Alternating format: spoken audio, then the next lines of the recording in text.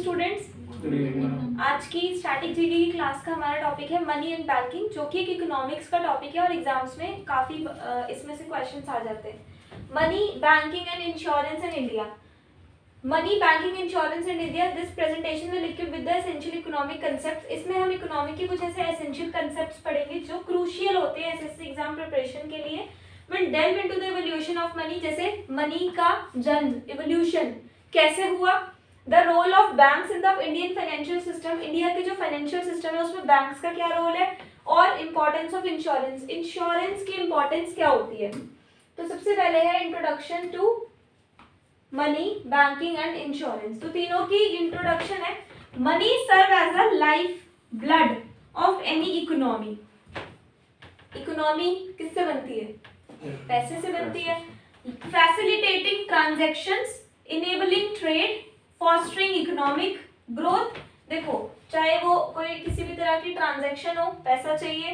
Trade, व्यापार करना हो, कॉमर्स बिजनेस करना हो, पैसा चाहिए।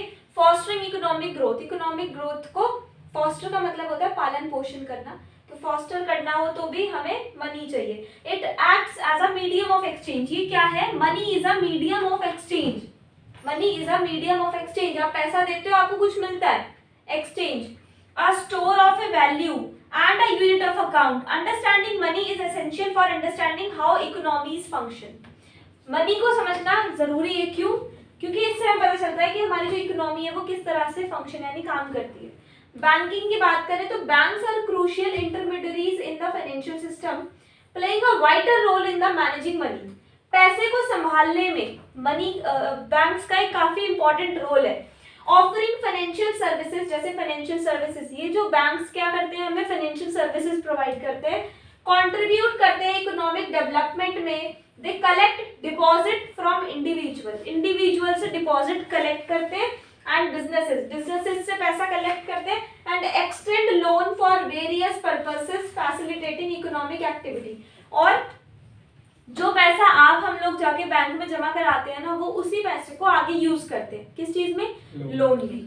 ठीक है, हमने पैसा बैंक में डाला, बैंक ने उसको रीपर्पस के उस पर्पस से उसको क्या किया, रीयूज किया। मैंने पैसा जमा कराया 10,000, 10,000 लोन दे दिया बैंक को, तो वो 10,000 वापस मिलेगा ना, बट विद इंटरेस्ट मिलेगा। इनके अलग अलग स्लैब रेट होते हैं, 10%, कोई 14% पर लोन प्रोवाइड करता है। इतना तो रहता ही है, 10 to 15% के बीच में होता ही है रेट ऑफ इंटरेस्ट। तो अगर 10,000 है तो उसको कितना पैसा वापस मिला? 11,500।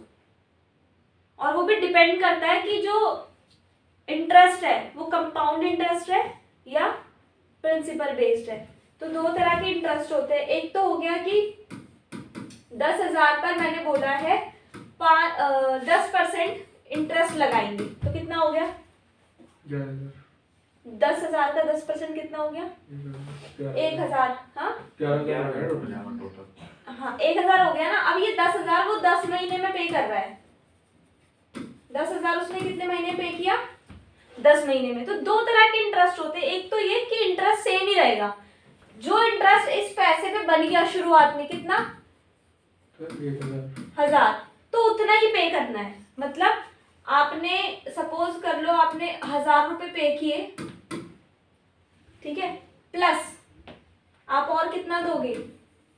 1,000 आप इंटरेस्ट दोगे, और ये कहीं काउंटेबल नहीं है, तो आप कितना दे रहे हो? 2,000 दे रहे हो। ठीक है, उसके बाद फिर आपने नेक्स्ट मंथ दिए 1,000, लेकिन अब पैसा कितना बच गया?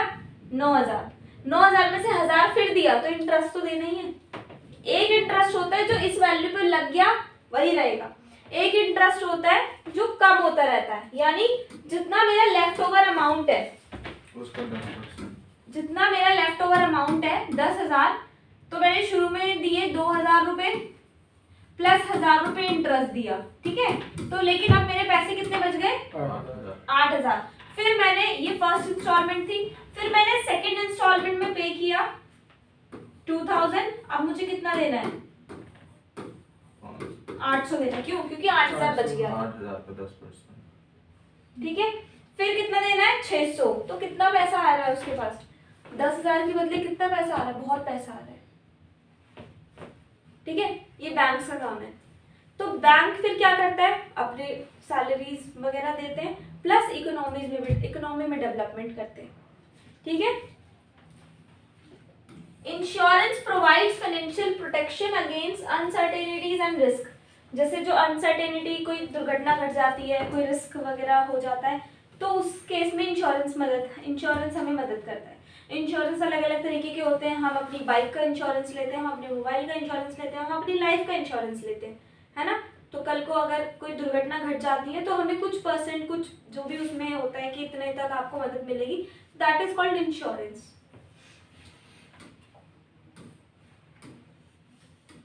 अब यहां से समझो, ये इंपॉर्टेंट। सबसे पहले क्या होता था, बार्टर सिस्टम। बार्टर सिस्टम समझते हो? इन द अर्ली डेज, पहले पीपल विश्वास करते थे, रिलाई का मतलब होता है विश्वास, on direct exchange of goods. Direct exchange of goods की चावल के बदले आटा, आटे के बदले चावल, known as the barter system. Direct exchange of goods known as barter system. This was inefficient due to the need of for double coincidence of want. लेकिन कई बार क्या होता था, डबल कोइंसिडेंस ऑफ वांट्स हो जाती थी। Double coincidence of want say क्या समझते हो? कि मेरे को गेहूं बेचना है, मेरे को चावल चाहिए, पर सामने वाले को भी गेहूं ही बेचना है, उसको भी चावल नहीं चाहिए, तो फिर क्या करें? मतलब ऐसे इंसान को ढूंढना मुश्किल हो जाता था कि जो चीज मेरे जरूरत की है ऐसा मुझे मिल जाए कोई, और जो मेरी चीज है वो उसकी जरूरत की हो, ऐसा मुश्किल हो जाता था। डिफिकल्टी इन स्टोरिंग वैल्यू, ठीक है। उसके बाद नंबर सेकंड पर आई commodity money. The barter system eventually evolved into commodity money where valuable items जैसे गोल्ड और सिल्वर की चीजें हम अदला बदली कर देते थे कि तुम ये 2 सिक्के पकड़ो, मुझे चावल दे दो, तुम ये 1 सोने का सिक्का पकड़ो, मुझे इतना दे, ये आटा दे दो। However, this system faced challenges like portability and divisibility issue. अब इसमें क्या होता था, डिविजिबिलिटी इशू आ जाता, डिवाइड नहीं हो पाता था ठीक से, कि मतलब इक्वल, मैं जितना ले रही हूँ उतना ही दूं, ये चीज में इशू आता था। फिर थर्ड आई मेटालिक मनी। मेटालिक मनी में आता है कॉइन्स, ऐसी मेटालिक मनी मतलब coins made up of precious metals. Precious metals के सिक्के बनने शुरू हो गए, provided a more standardised and convenient form of exchange. This system simplified transactions and introduced uniformity in monetary value. तो फिर क्या हुआ, कुछ ऐसी धातु जो इंपॉर्टेंट होती थी उन दिनों, जैसे तांबे वगैरह के सिक्के बनाने शुरू कर दिए, सोना चांदी नहीं, उसके अलावा, ठीक है, क्योंकि वो तो बहुत ही ज्यादा महंगा होता है, बहुत ही ज्यादा। उसके बाद फिर आगे फ्लैट मनी, ये फ्लैट है, फ्लैट मनी आ गई। Flat money issued by the government is not backed by any physical commodity but derives its value from the government's decree. This system provides flexibility and control over the money supply. Flat money मतलब notes, notes आ गए। और अब क्या है, digital money है, दिखती नहीं है। The advent of digital money has revolutionized transaction, online payment system वगैरह, जैसे कोविड के बाद या उससे पहले। कब आया ये डिजिटल मनी? जब नोटबंदी हुई थी, जब डिमोनेटाइजेशन हुआ था, तब क्या हुआ, इसका डिजिटल मनी की शुरुआत हुई 2016 में, ठीक है। जीएसटी आया, फिर डिमोनेटाइजेशन हो गया, तो ये सब चीजें साथ साथ हुई है, फिर डिजिटल मनी की शुरुआत होगी, पेटीएम वगैरह लॉन्च हो गया। तो इस तरह से मनी का इवोल्यूशन हुआ। अब कहाँ तक हम पहुंच गए हैं, बार्टर सिस्टम से हम डिजिटल मनी पर आ गए हैं। फंक्शंस ऑफ मनी की बात करें तो functions of money, money is a medium of exchange, money is a store of value, money is standard for different payment, unit of account. ये 4 वर्ड्स मैंने अभी यूज किए थे, आपके में एग्जाम में आ सकता है डेफिनेशन बनके, कोई भी एक डेफिनेशन होगी, इसमें एक आंसर होगा, 3 ऐसे ही कुछ भी डाल रखा होगा, तो आपको पहचानना है कि which is the correct option. Money eliminates the need for the barter system, simplifying transaction by providing common medium accepted by all parties. तो ये क्या है, ये वाला जो अब है, ये हर पार्टी इसको एक्सेप्ट कर लेती है, कॉमन मीडियम हो गया। Money retains it's value over time, time बढ़ता है बट मनी की जो वैल्यू वो उतनी रहती है, ठीक है। तो स्टोर ऑफ वैल्यू, एक वैल्यू स्टोर रहती है अपने पास।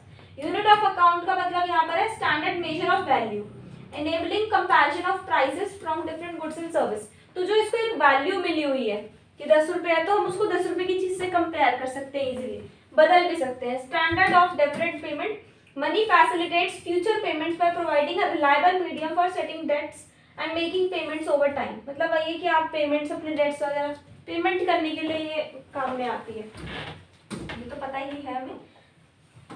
टाइप्स ऑफ मनी में आपको मैंने सारा समझा दिया है। Commodity money holds intrinsic value derived from its material composition such as gold और सिल्वर। इसका मतलब है कि जो उस मेटल की, जो उस मटेरियल की वैल्यू है, वही वैल्यू मनी की होगी, कमोडिटी मनी। ठीक है।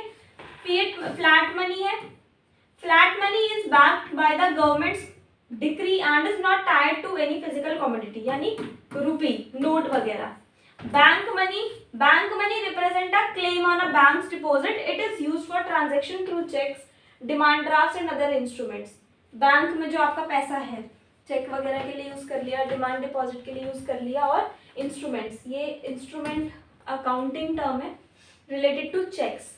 उसके बाद डिजिटल करेंसी है। डिजिटल करेंसी या फिर हम इसको ई मनी भी बोल सकते हैं। इन्वॉल्व्स इलेक्ट्रॉनिक ट्रांजैक्शन, जो हम लोग करते हैं डिजिटल वॉलेट्स में, UPI is called digital currency. Banking system in India. India में बैंकिंग सिस्टम कैसा है? कमर्शियल बैंक्स है, कुछ रीजनल रूरल बैंक्स है, आरआरबीज, कुछ कोऑपरेटिव बैंक्स है और कुछ है development banks. The Indian banking system is a complex and diverse structure encompassing various types of institutions serving different segments of the economy. हमारे India में, मतलब पूरे वर्ल्ड में इस तरह के बैंक्स है, बट इंडिया में भी कुछ कमर्शियल है, सुना होगा आपने, कुछ रीजनल के हिसाब से रूरल बैंक्स है, कुछ कोऑपरेटिव बैंक्स खुले हुए हैं और कुछ है डेवलपमेंट बैंक्स, जो डेवलपमेंट के लिए होते हैं, 0% वैल्यू पर वो जो खुलते हैं, ओपनिंग अकाउंट 0 रुपीज में जो खुलते हैं bank, that is called development bank. Functions of bank. Bank क्या करता है? एक्सेप्ट डिपॉजिट, डिपॉजिट को एक्सेप्ट करता है। Bank collect funds from individual and business through various deposit account. जैसे सेविंग, किसी ने सेविंग की हुई है तो वो भी क्या है? बैंक को ही पैसा मिल रहा है। करंट अकाउंट समझते हो क्या होता है? So what is the difference between saving account and current account? Saving account is for an individual who is not working, but current account is for business purpose. Current account mostly used for business purpose only. If you have a business, if you have certified GST number on your business, then you must have a current account. ठीक है? For example, we at Prarabh we have a current account. Softline we have a current account. Okay? Current account की जो limit होती है वो ज़्यादा होती है as compared to saving account. Saving बच्चे का भी खुल सकता है, भाई उसको भी पैसा जमा करा, पेरेंट्स कराते हैं, बट खुलता है बच्चे का भी, स्कूल में चाहिए होता है ना, तो सेविंग अकाउंट पैसा है जमा करा दिया। करंट अकाउंट पर सरकार की नज़र रहती है कि ये अकाउंट है, इसमें कितना दिन का कितना पैसा आ रहा है, ये सब है। ठीक है। फिक्स डिपॉजिट भी होते हैं, एफडी वगैरह आपने सुना होगा कि एक पर्टिकुलर अमाउंट हमने जमा करा दिया 5 साल के लिए, 6 साल के लिए, कुछ परसेंट उसमें हमें एक्स्ट्रा मिलता है। ठीक है। प्रोवाइडिंग लोन्स, फिर उसके बाद इसने पैसा एक्सेप्ट किया, फिर हमने इसने क्या किया? लोन दिया। Banks extend loans to individual, business को भी देता है, गवर्नमेंट को लोन देते हैं, वेरियस पर्पज जैसे housing, personal needs and business expansion contributing to economic growth. फिर क्रेडिट क्रिएट होता है। Banks create credit by lending a portion of their deposit, multiplying the money supply and facilitating economic activity. इसका मतलब क्या है कि उधार देना, बैंक लोन के साथ साथ वैसे भी मनी लेंड भी करता है। Payment service, bank provide various payment service, bank हमें पेमेंट सर्विस भी प्रोवाइड करता है, जैसे NEFT, RTGS, cheque clearing, mobile based UPI payments. NEFT, RTGS क्या होता है, इसके बारे में डिटेल में मैं आपको नेक्स्ट क्लास में बताऊंगी। एक होता है कि अगर आपको विद इन कंट्री में पेमेंट करनी है तो उसमें से एनईएफटी यूज होगा या आरटीजीएस यूज होगा, और एक होता है विद अदर कंट्री, दूसरी कंट्री में पेमेंट करनी है तो उस ट्रांजैक्शन को आरटीजीएस और एनईएफटी कहा जाता है।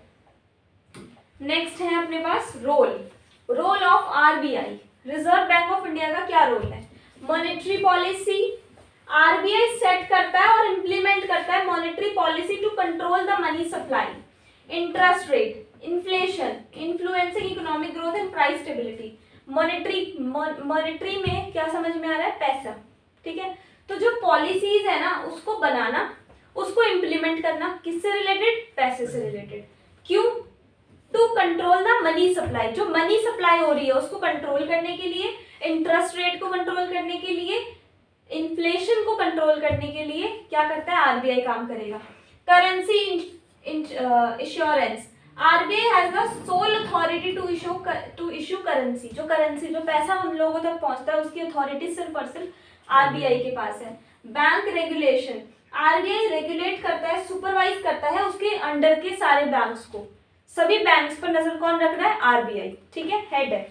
Foreign exchange reserve, foreign exchange ये कब आता है, जब हम किसी दूसरी कंट्री के साथ ट्रेड करते हैं, एक्सपोर्ट करते हैं, अपना सामान एक्सपोर्ट करते हैं, तो बदले में जो पैसा मिलता है फॉरेन करेंसी में होता है। फॉरेन एक्सचेंज को रिजर्व करना अपने पास, ठीक है। उसके बाद हम बात करेंगे कि टाइप्स ऑफ अकाउंट्स। बैंक में कितने तरह के अकाउंट होते हैं, एक होता है सेविंग अकाउंट, एक होता है करंट अकाउंट, एक होता है एफडी और एक होता है recurring deposit, RD, FD RD.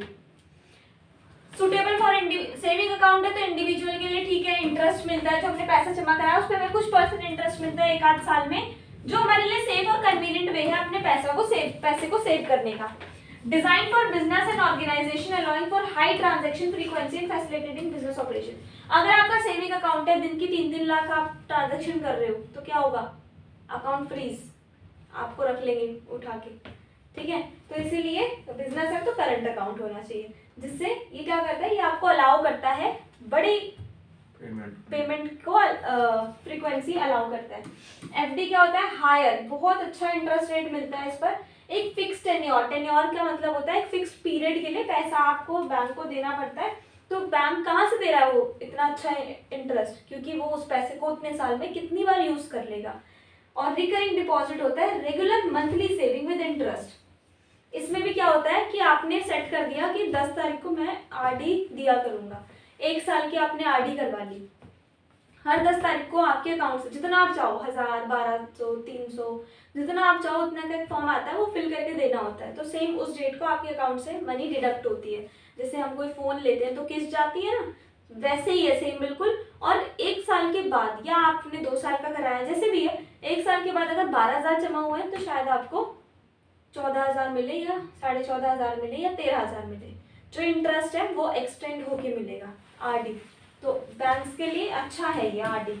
आप सोच लो कि मेरी कोई ईएमआई जा रही है तो आपकी सेविंग के लिए बहुत अच्छी चीज़ है आरडी, अगर आप करवाना चाहो तो। 1 साल के लिए होती है आई थिंक, कम से कम 6 महीने की भी होती है, बट 1 साल पता भी नहीं चलता, 1 साल के भी करा सकते हैं। उसके बाद है नॉन बैंकिंग फाइनेंशियल कंपनीज, पैसे से रिलेटेड कंपनीज, बट वो नॉन बैंकिंग होती है, बैंक से रिलेटेड नहीं होती।